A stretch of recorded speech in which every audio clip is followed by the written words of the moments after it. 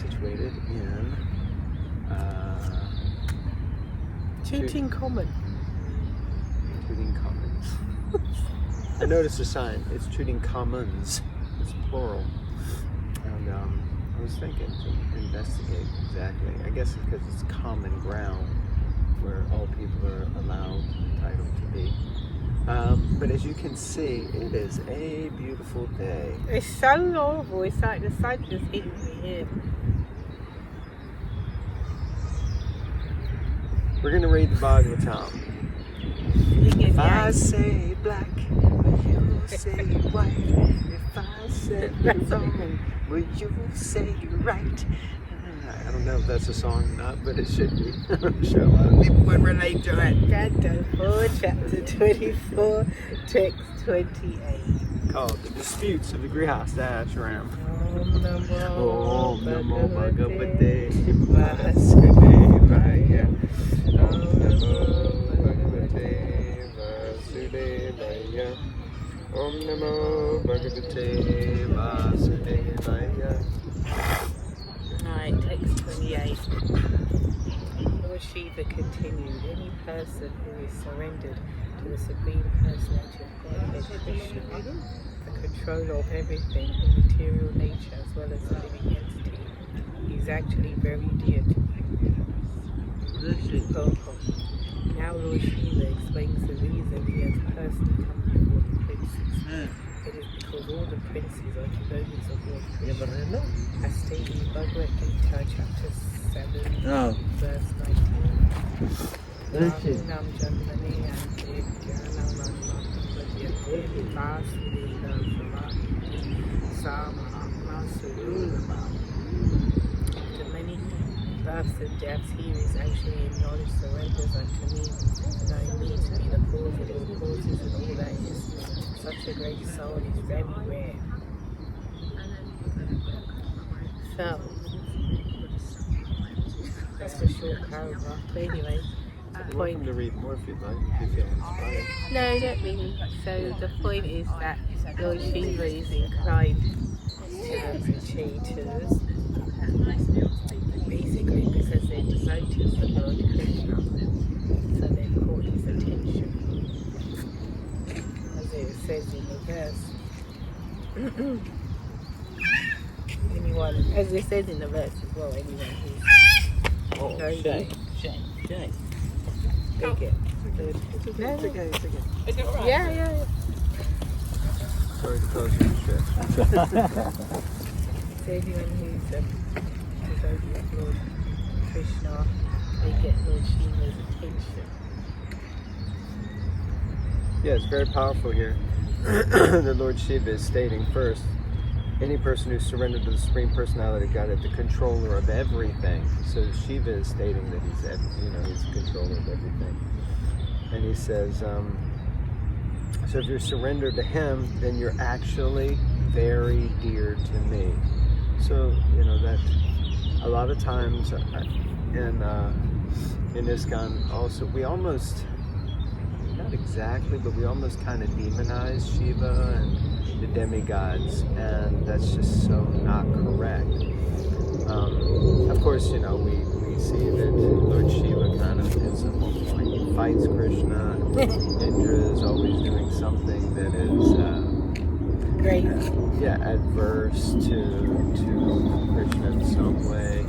So, we might sort of get this derogatory feeling towards them, but actually we see leading up to this that Lord Shiva is actually an extremely potent and powerful person. He's been referred to as the chief of the demigods and the most potent of the demigods. And here he's saying if anyone is surrendered to Krishna, then he's very, very dear to me. So okay, yeah, this is a very long purport.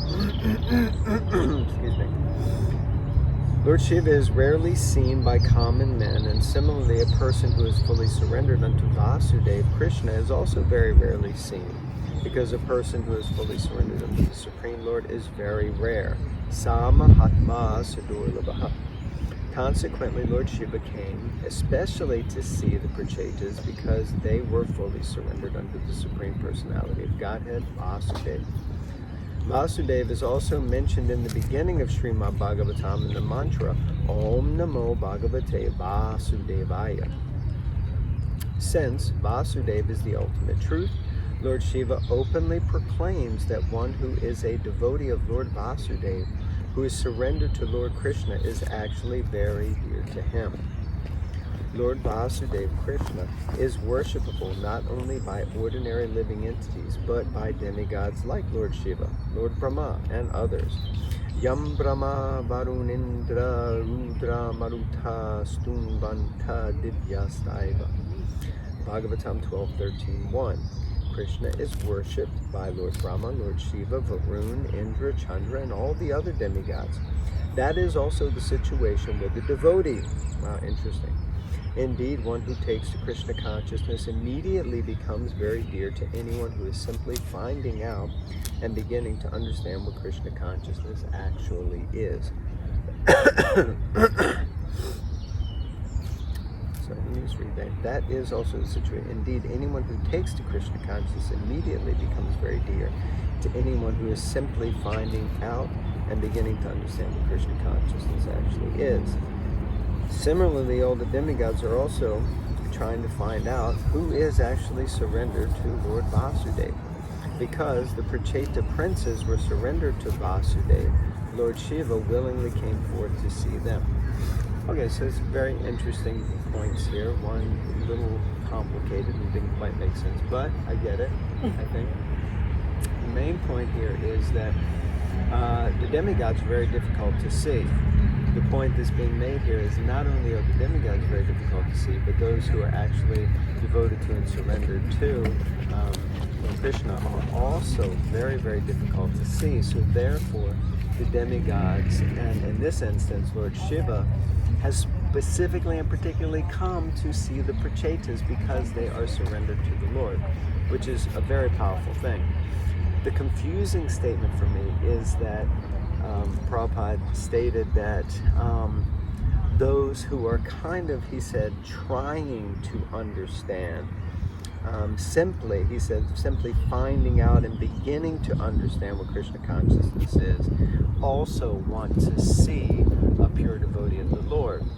So there is some question that arises there, because then it seems that the analogous or the analogy is given over to demigods like Lord Shiva as being people who are just trying to figure it out. Now, of course, in the space of humility, Lord Brahma, Lord Indra, Shiva, all of them will make a statement that it is, they don't know Krishna, they don't understand Krishna, and it's impossible to understand him. So from that perspective, I think it can be understood, but otherwise we can see that it's probably not that Lord Shiva, who is Vaishnavanam Yatashambhu, is just trying to figure out, or isn't a neophyte, and is therefore really wants to come and see some devotees so that he can learn from them. But in a mood of humility, they would be like that. Does that make sense? Yeah. Okay. She would have said yeah to whatever I said. Add a little bitty. Lord Sorry. Keep going. Lord Vasudeva, or Krishna, is described in Bhagavad Gita as Purushottama. Actually, he's the enjoyer, Purusha, and the supreme Uttama as well. He is the enjoyer of everything, the Prakriti and the Purusha. Being influenced by the three modes of material nature, the living entity tries to dominate material nature, but actually he is not the Purusha enjoyer, but Prakriti, as described in Bhagavad Gita. Apareham itasmya vanyam prakritim vivaram. Thus the jiva, or living entity, is actually Prakriti, or the marginal energy of the Supreme Lord. Being associated with material energy, he tries to lord it over the material nature. This is also confirmed in Bhagavad Gita 15.7. Mamayam Sojivaloke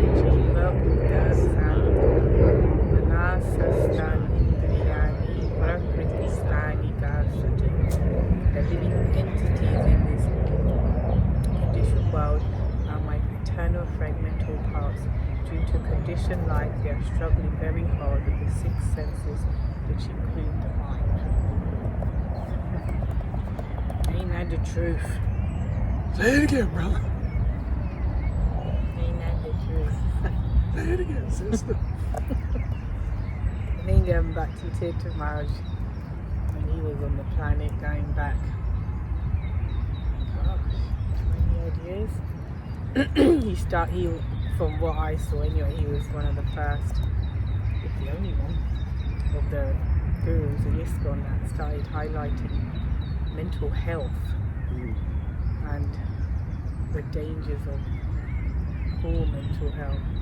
Not just externally, like, you know, out there, the commies, but with devotees as well, and making sure you're properly situated and peaceful. And I remember it was considered really revolutionary, and like Maharaj saying all this stuff, and yeah, he's a bit out there. It's interesting because now I'm sorry. I'm so sorry. I didn't realize. No, it's okay. Sorry. That's what I was saying to you. It's completely fine. It's not a problem at all. But it's interesting because now these words, mental health, it's like, along with, you know, vegan and ahimsa and parts of yoga, whatever. it's like in the common dictionary of modern cool people. Yeah, looking after my mental health and all that, which you should. Not saying you shouldn't. Yeah, you don't have me mental health and all that. But it's interesting, just remembering, because I remember all his books, spiritual warrior books and this and that were coming out, and he was talking about certain things, and it was considered a bit out there, but he was not out there, he was in there, as it were.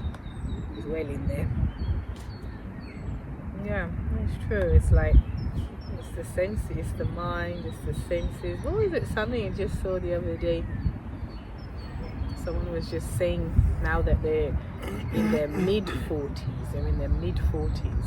and they said one lesson that I'm going to live by, you know, you get to a certain age, and that is, I'm not going to be a people pleaser anymore. And they're saying, you know,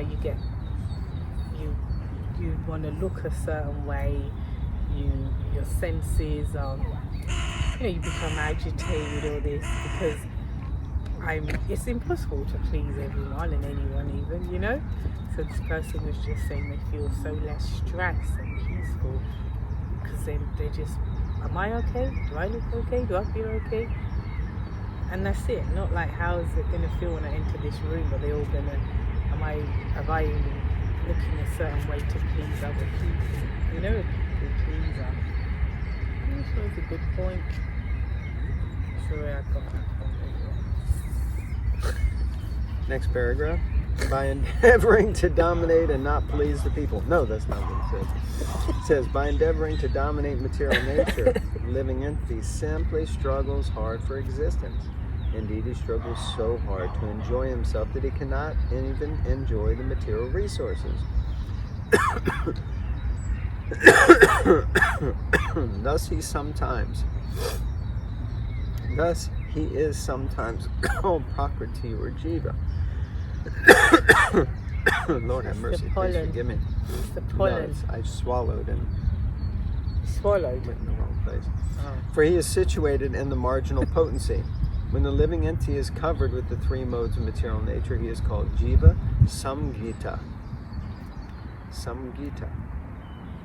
There are two kinds of living entities. One is called Shara, and the other is called Akshara. Shara refers to those who have fallen down and become conditioned, and Akshara refers to those who are not conditioned. The vast majority of living entities live in the spiritual world and are called, yep, you got it, Akshara. They are in the position of Brahman, pure spiritual existence. They are different from those who have been conditioned by the three modes of material nature, which, by the way, is all of us here, basically. Now, these terms, as I realized I had heard them before, but you don't hear them very often, but you do hear Prabhupada refers to the eternally conditioned and the eternally liberated. He distinguishes between the jivas like that. There's and we often think that, the eternally liberated are liberated eternally, and never will they fall. And then the eternally conditioned are eternally conditioned, and never will they rise. But that is not the case. That is definitely not the case.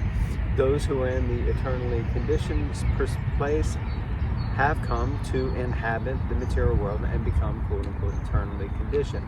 And those who are here in the conditioned state can become liberated in the sense that they return back to the spiritual world and enter back into their eternal position of being liberated. Now, how does that fit when you say eternally this or eternally that? Is that it may feel like eternity, but from the eternally liberated perspective, ultimately we are eternally liberated because we're liberated. It's just when we become conditioned, it seems like eternity.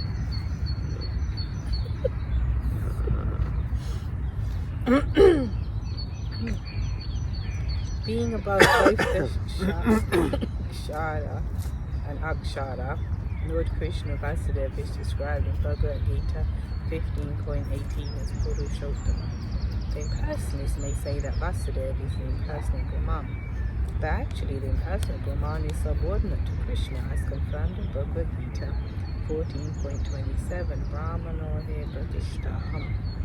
That Krishna is the source of impersonal Brahman is also confirmed in Brahma Samhita 5.40, Yasya Prabha Prabhavato Jagat Danda Hoti. The impersonal Brahman is nothing but the effulgence of bodily rays of Krishna, and in those bodily rays the innumerable universe is floating. Thus, in all respects, Vasudeva Krishna is the Supreme Lord, and Lord Shiva is very satisfied with those who are completely surrendered to him. Complete surrender is desired by Krishna, as he indicates in the last chapter of Bhagavad Gita 18.66.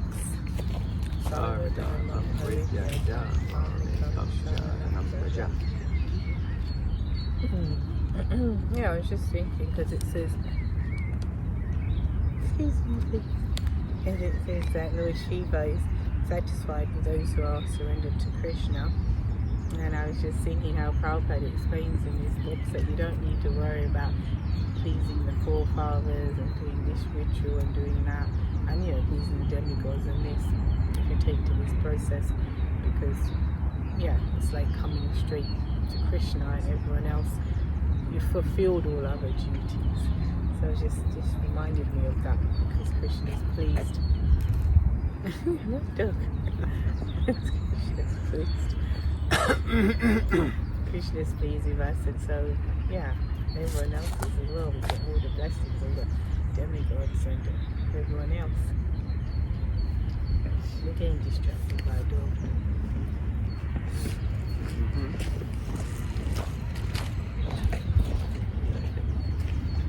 The word sakshat, meaning directly, is very significant. There are many so-called devotees, but actually they are only karmis and gyanis, for they are not directly devotees of Lord Krishna. The karmis sometimes offer the results of their activities to Lord Vasudeva, and this offering is called karmarpanam. These are considered to be fruitive activities. For the karmis consider Lord Vishnu to be one of the demigods like Lord Shiva and Lord Brahma. Because they consider Lord Vishnu to be on the same level with the demigods, they contend that surrendering to the demigods is as good as surrendering unto Vasudeva. This contention is denied herein because if it were true, Lord Shiva would have said that surrender unto him, Lord Vasudeva, Vishnu, or Brahma, is the same.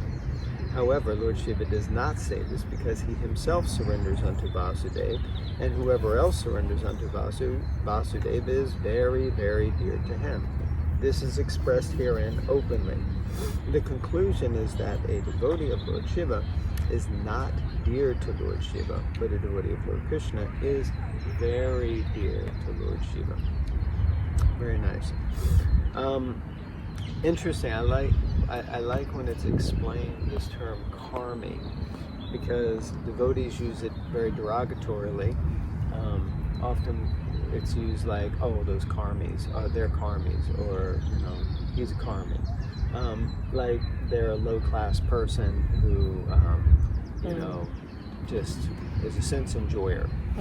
But actually, I remember hearing a lecture once where someone was describing specifically a karmi yoga, a karmi yogi, and karmi yogis are actually sometimes more advanced than some of the devotees, some of us, because they actually perform ritualistic is usually their motive and intention, but I say that, I have to take that back. They're not more advanced, but they can appear to be more advanced because they're quite regulated. They're usually in the mode of goodness. They're very clean. They perform regular rituals, and that way they're extremely regulated. But their motive is to get something out of it. They do it for the motive. Whereas someone often that we refer to is not really exactly a karmi. Now, Prabhupada also used the term, but I think quite loosely the term is used. But the fact is that someone who is actually a karmi or a karmi yogi is a person who is quite fixed in an understanding of the basics, and if not, some of the advanced understandings of Indian culture. And they're performing many activities, yajnas, giving in charity, performing austerities, following ekadasis and fasting days, and doing things like that. It's just their motive is to get something out of it, so like that. So, but anyway, the conclusion here is very nice, that become very dear to Lord Shiva if you're dear to Krishna, so like that. So, okay, I think we'll probably conclude there, and we'll pick up another time. So thank you all very much for tuning in. Have a very beautiful day.